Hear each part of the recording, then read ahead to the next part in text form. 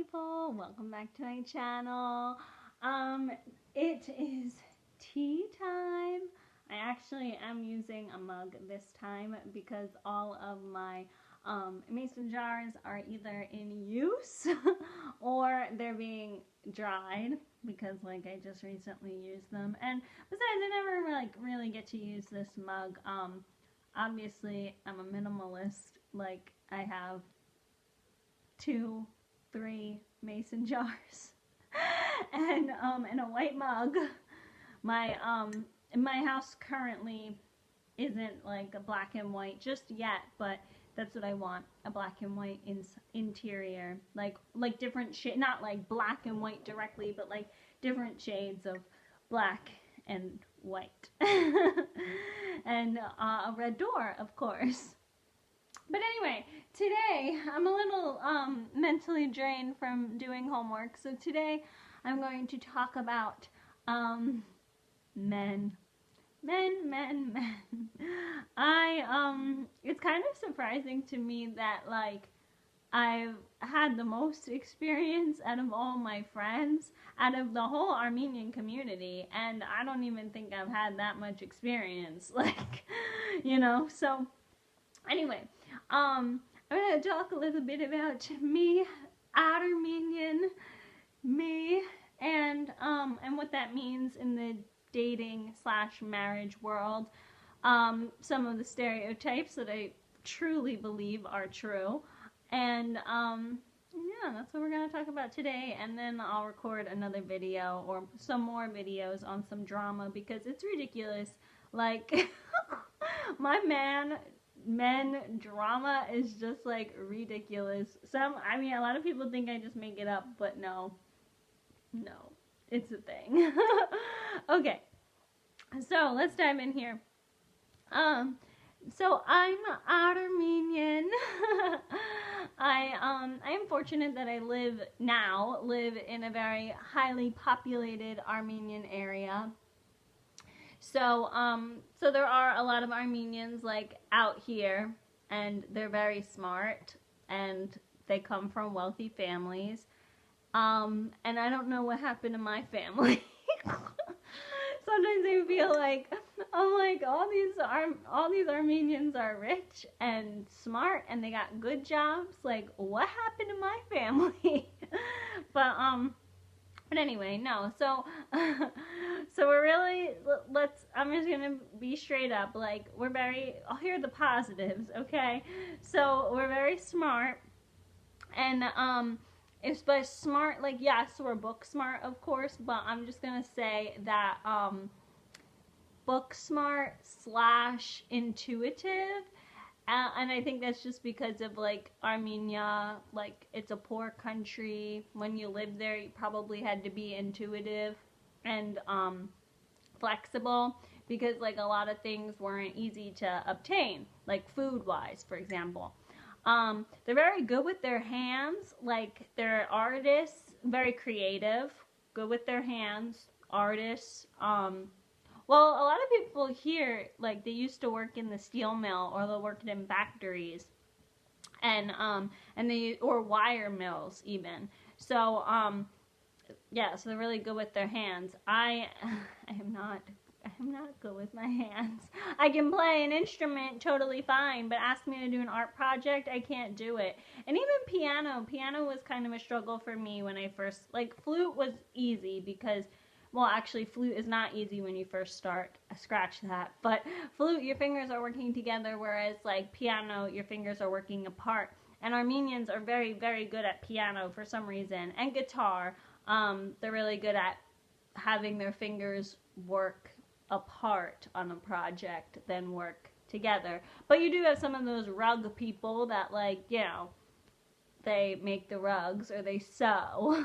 And that's like working together. But whatever, they're good at like that fine motor stuff that I'm not good at. And they're really smart. Like, this town, the rent is ridiculous. And this, okay, so like where I live currently, because I live like the suburbs from the city, and it's really wealthy here. Like, these people, they're bankers, they're investors, they're lawyers, they're doctors, they're dentists, and like and when I say doctors, like some of them are internal medicine, but a lot of these people are surgeons. Like, again, like I said, they're good with their hands. And dentists, you know, they're good with their hands. They're lawyers in the, like, intuitive side. And then artists, like, they do perform. And they're living in this, like, area, and it's, like, really wealthy. Like, it's really expensive to live here. How am I doing it? Well, I'm a manipulator. That's how I'm doing it. Anyway, that's a story for another day. But yeah, so that's like some of the positive traits of Armenians, and negative though, they're obsessed with food, especially, and then like here, even though, like, you know, Armenian boys we're talking about, because like that's what I'm into. Armenian boys, like, they often, well, the Armenian dynamic, these women, the mothers, they'll cook for the family. And like even in Armenia, like women did everything. Like they worked, they helped the family business, they did their own business, they were educated, and they cooked. Now, and I'm talking about like in the capital, not like in the little villages. But like, yeah. So here in America, like these women, they might not cook as much, but they still cook, and they still provide like food and resources. And so sometimes I feel like Armenian men can kind of be like mama's boys sometimes, because like just because of the culture itself. So that's like a negative. The time, Armenians are always late. And unfortunately, I'm late sometimes because I'm not a morning person. But I don't know, that might be a musician thing, because musicians aren't morning people, no duh, right? So, but I have an excuse. Like, I'm late because I'm tired and it's the morning. But if you ask me to be somewhere like, you know, at 12 or at 4 or at 10, I'm there, I'm on time. It's just if you ask me to be somewhere at 8 in the morning. But like Armenians, like, they're so bad. They're so bad with time. It's like not even funny. It drives me nuts. And then again with time, when it comes to road trips, like, like they can't, like, when I was on tour, we took breaks, like, so if we were because we drove sometimes from like, you know, one time we drove from like New Jersey all the way to Florida, and we took a break every 3.5 hours in order to like accomplish the trip. And like, yeah, it sucked, but that's what you did, and it wasn't that bad. Like, you know, you just went to the bathroom before you left, and then you went to the bathroom every 3 hours. And then I was fortunate, I was on one of those like really nice tour buses and not a bus, so going to the bathroom and eating, like, we had all of that on the bus. So yeah, so it was fine. But Armenians, like, they literally stop all the time. Like, when I was in Armenia, we went from the capital, which is on like one side of the country, and drove all the way to the other side of the country. It legit took us like 14 hours. This was because the country's not that big, so it was like an 8-hour drive, and it literally took 14 because we were stopping like every 2 seconds to get ice cream. I was like, people, can we just, we didn't even make like 2 hours. Like, it was like we took a break before the 2 hour, and it drove me nuts. So those are some of the negatives. But yeah, but I don't know, I want to marry an Armenian because I am 100% Armenian. Actually, I'm not. No, I am. I'm 100%. Well, because, so like, my mother's side of the family, someone in her family is Assyrian, so they always say that like I'm mostly Armenian and like an 8% Assyrian.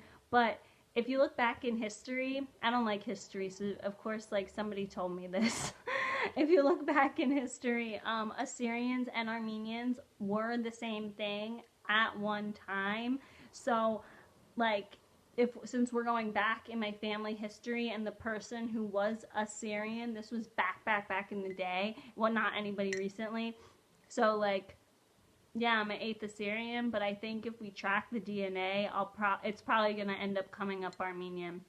I also think I haven't done any ancestry.com, but I am gonna do it because if I can do it for free at the library, so I will definitely show you guys the results. But I'm pretty darn positive that like I'm gonna be Turkish because like my family grew up in what is now Turkey. All the cultural references, some of my characteristics, like they're all Turkish, even though I'm not Turkish, but it's probably gonna come up. Anyway, so that's one of the main reasons why I want to marry an Armenian. And I always like knew that, but I didn't always date Armenians because they weren't they weren't readily available. And like I mentioned before, most Armenian guys are mama's boys. So like I didn't want to date no one who expected me to like cook and clean for them because I ain't doing that. I wanted a man who was immature and responsible and like could fend for themselves if I'm not around. Now, let's be real, no man under the age of 20 can fend for themselves. Some men who in their 30s can't even fend for themselves. But, so obviously, even though, like, I didn't date anyone Armenian when I was, like, under the age of 20, because they weren't readily available, and the ones that weren't mature enough. But looking back, no man back then was mature enough. But anyway, I got my act together. So a lot of times, like, people will ask me because, like, I did have serious relationships in the past, but a lot of times people are like, "What happened to him? Like, why didn't that go any further?" And blanket statement, because they weren't Armenian, or like, "Why didn't you date them?" And it was like, well, I'm not dating anyone not Armenian anymore. That was like a 2-year phase in my life, and I got over it. But anyway, no, Armenians are great. But the main reason why is because like I'm 100%, so like it's important to carry on the tradition. Now, again, like, I don't want to state, like, if an amazing guy comes up and they're not Armenian, I'm not going to, like, turn them away. It's just that, like, I don't know, they got to really be something. Like, they got to really, really be something special. Like, literally bow down, kiss the ground I walk on special. I don't know. I'm a perfectionist, so if I want something, like, that's what I do. I go out and get it. But yeah, so anyway, but yeah, no, Armenian guys are great, and they are kind of nerdy, and I think that like Armenians, me as an Armenian, part of me does personally believe that we are cursed in the love department, because like I said, no, I'm the most experienced out of all of my Armenian friends. Every guy I dated who was Armenian never had a girlfriend prior. So, like, I don't even think I'm that experienced. So, like, anyway, I guess sometimes it's fun. Sometimes it's fun to date somebody who's never dated anyone before, but then sometimes it's annoying. Like, it really depends. Sometimes it can be annoying because then you become a teacher, and that's not your job. When you're a girlfriend or a boyfriend, it's not your job to educate your significant other. Never, ever. So, sometimes it can be kind of annoying. But other times it can be fun because then you can do all the same stuff that you did before, or you're more mature, so maybe you won't have sex in the car because you already been there and realized it was a horrible decision. Or maybe you're like, well, maybe it's different because this guy has a 10 nicer car. Anyway, but then they'll never know, and that's the fun part, is like no one's gonna know. But yeah, no, I mean, I don't know. It's fun, I guess. It does kind of narrow down the poll a little bit. When you kind of specify, at least for me, like, okay, I want to marry an Armenian, so I'm only gonna date Armenians from here on out. It makes it a little bit easier because like you're not you don't go on Tinder. Like I mean, I guess technically I could and find Armenians, but like they have like special Armenian like dating websites, you know, if you're into that. I live around an area where there's a lot of young Armenians my age. So it's easy to find them. And then within the ones that you find, like you narrow it down. So it's almost like if there's 100 people, well, I'm only gonna date Armenians, so I narrowed it down to 50 in my area, and then I just go. Then you just go from. I just go from there. You just go from there. But if I wasn't into Armenians and I just had like all sectors open, then sometimes I feel like it would just be you get too off the beaten track. So I don't know, it works for me. It works for me to narrow it down that way. But I know the Odars, otherwise known as the non-Armenians, don't do that. I know so many people who like got married like right off the bat, got together with their high school sweetheart, never like, you know, hooked up with anyone ever since. And I don't know, I think that's kind of wrong. Because like you need to grow, you need to mature, and nobody's going to support you in that decision. I mean, I'll be totally honest, like, my high school sweetheart was great and wonderful, and, like, you know, did kiss the ground I walked on. But the thing is that, like, it wouldn't have been good. I'm going to sound selfish here, but, like, he wasn't good for me. He didn't influence me. He didn't push me. He didn't change with me. He was also a best friend. And I didn't want to marry a best friend. I didn't want to be with somebody who didn't push me. Like, I'm a very motivated person, but sometimes I do need to be kicked in the ass. Like, we all do. And it wasn't happening. So I think it's really important to, like, not settle and set your standards super high. Like, I want to marry an Aladdin. And I got one. So there you go. And yeah, so that's the story. That's the story, Morning Glory. So I hope it helps. I hope anybody, I don't know if there's any other music therapists out there who are also Armenian. I met one so far. I think that was pretty darn good. But anybody who's also in this situation, like whatever your culture is, maybe you're Asian, Indian, Hispanic, and you want to like keep it in the bloodline, like I totally get you. And I think it's good because it does narrow down your choices a little bit, and depending on the area that you're in, you know, it would be good. I also think it's kind of good, like Armenians often migrate towards certain cities, so obviously, well, I like the East Coast, Beast Coast, and there are a lot of Armenians on the East Coast. There's also a lot of Armenians on the West Coast.